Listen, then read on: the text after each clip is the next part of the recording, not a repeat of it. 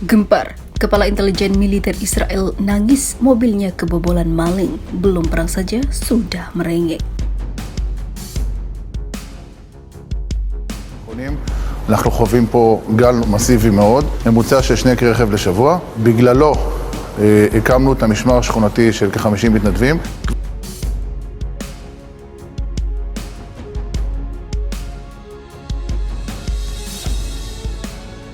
תלוי על בסיס ראיות. במידה ויש בסיס ראייתי או מודיעיני לבצע את החקירה, אנחנו עושים את זה.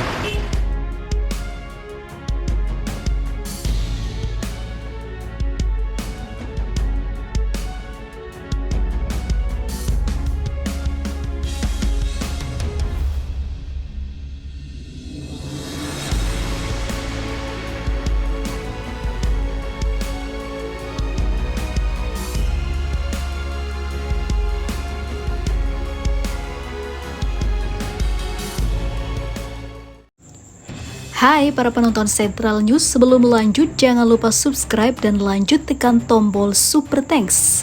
Tombol Super Thanks ada di atas tombol subscribe. Jika Anda ingin mensupport channel kami menyajikan berita yang paling Anda tunggu-tunggu.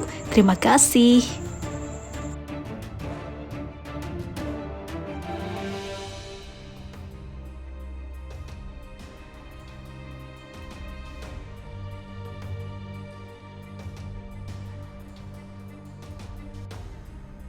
Kejadian mengejutkan datang dari Kepala Intelijen Israel yang mana sosok yang disegani ini tertimpa musibah.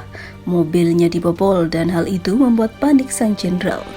Bahkan bos besar Zionis ini dikabarkan merengek karena maling telah membobol rumahnya yang dia pikir sangatlah aman dan terkendali. Namun pada faktanya jadi begini.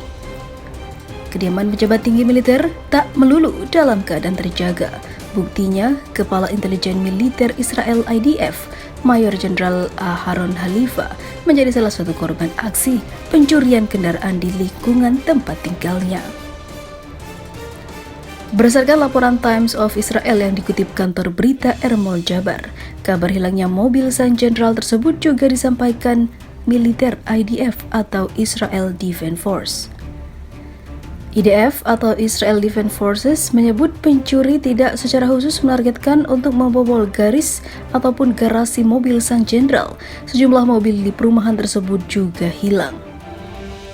Kendaraan roda 4 yang dicuri merupakan mobil pribadi yang biasa digunakan untuk keperluan keluarga, terang IDF dikutip kantor berita politik Ermol. Hingga kemarin, kepolisian Israel tengah melakukan investigasi dan memburu pencuri yang melakukan aksi pencurian di kompleks perumahan tersebut.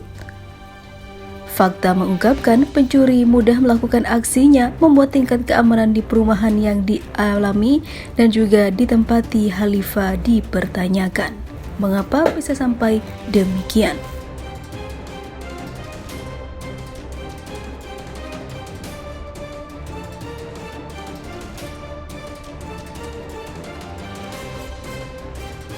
Pasukan khusus Hizbullah ini berhasil remukkan Israel dari dalam.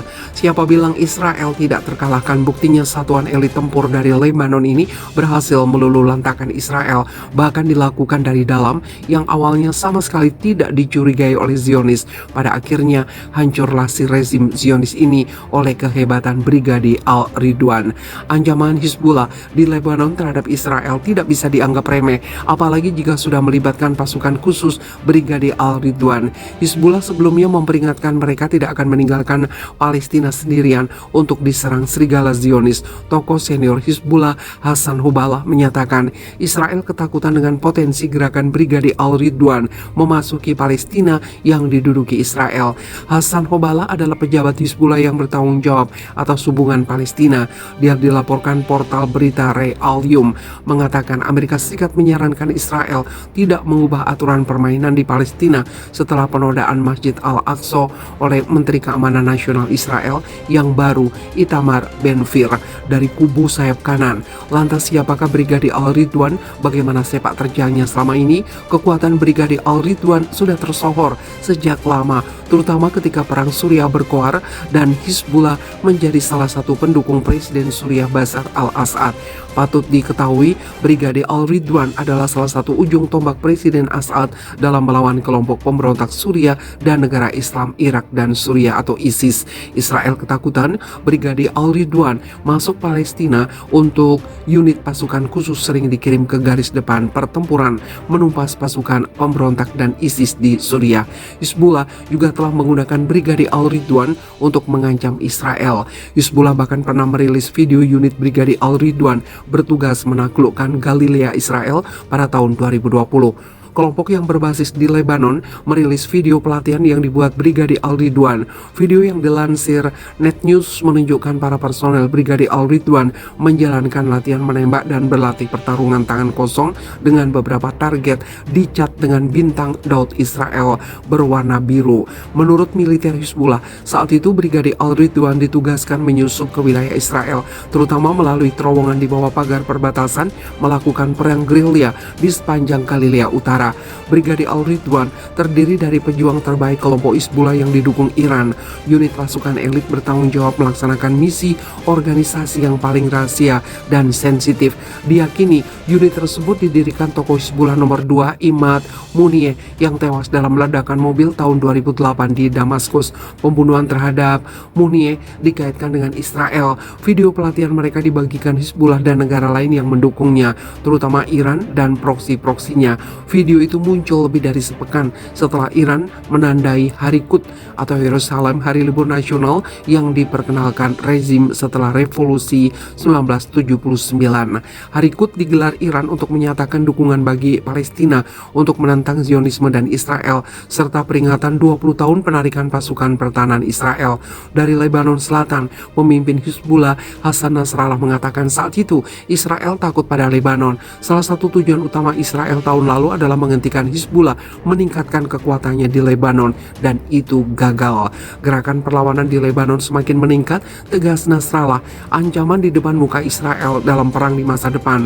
Target utama Hizbullah adalah menembakkan ratusan roket dan misil ke Israel setiap hari. Sebagian besar rentetan serangan itu akan memiliki akurasi statistik yang tinggi dengan sejumlah rudal jarak jauh yang mampu menjangkau hampir seluruh Israel. Menurut laporan IDF Home Front Command yang menggambarkan ancaman Hizbullah yang akan dihadapi Israel,